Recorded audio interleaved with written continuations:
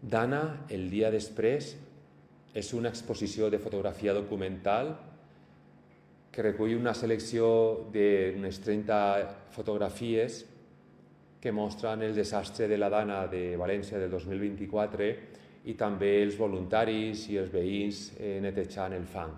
Les fotografies de l'exposició estan emmarcades en fang d'una exposició que vas perdre per la Dana i que és reutilitzat per a recolzar estèticament les fotografies.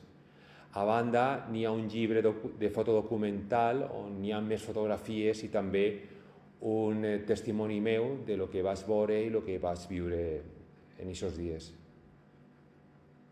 Esteu convidats ací a Vilafranca, a l'exposició Dana, el dia després.